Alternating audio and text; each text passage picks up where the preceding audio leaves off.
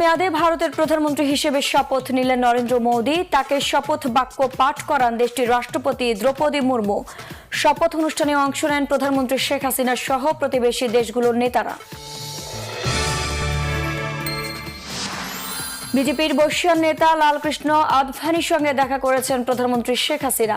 বৈঠক করেছেন ভুটানের প্রধানমন্ত্রী দাশো সেরিং এর সঙ্গে।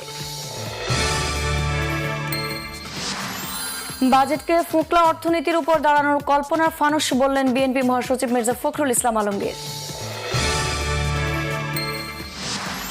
বিএনপি শুরু করা লুটপাট বন্ধেই দেওয়া হয়েছে এবারের বাজেট, বলেছেন আওয়ামী লীগ সাধারণ সম্পাদক। দেখা করলেন সোনিয়া, প্রিয়াঙ্কা, রাহুল গান্ধী। চলে ঘণ্টাব্যাপী আলোচনা।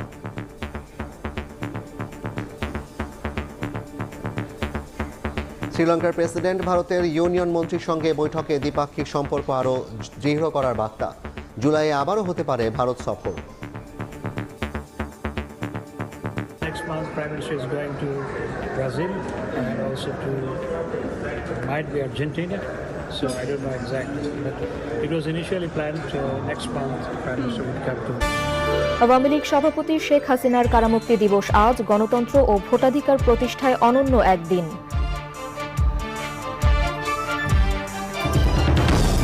স্বরাষ্ট্রমন্ত্রীকে বাবার সন্দেহভাজন হত্যাকারীর নাম বললেন এমপি আনার কন্যা।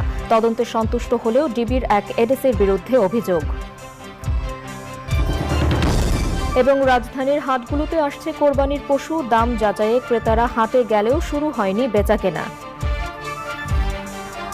তথ্যের ভিত্তিতে হয় নুসৈরাত ক্যাম্পে অভিযানের পরিকল্পনা। ইসরায়েলি সেনাদের 2 ঘন্টার আগ্রাসনে ঝরেছে 276 ফিলিস্তিনি প্রাণ। ইরানের প্রেসিডেন্ট নির্বাচনের চূড়ান্ত তালিকায় 6 প্রার্থী। আবারও বাদ পড়লেন আহমাদিনেজাদ। ধর্মীয় নেতাদের সাথে বিবাদে কপাল পুড়ল সাবেক প্রেসিডেন্টের। ইউরোপীয় পার্লামেন্ট নির্বাচনের চরম ডানপন্থীদের বড় সাফল্য।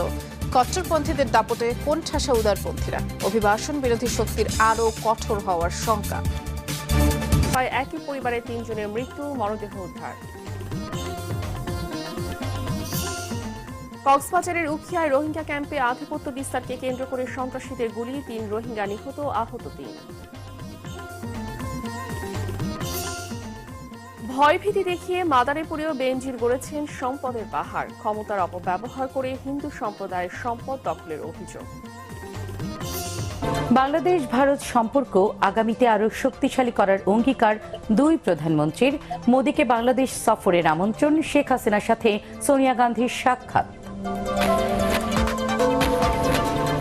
প্রস্তাবিত বাজেট উচ্চাভিলাষী এবং ফাঁকা বুলি দাবি টিআইবির।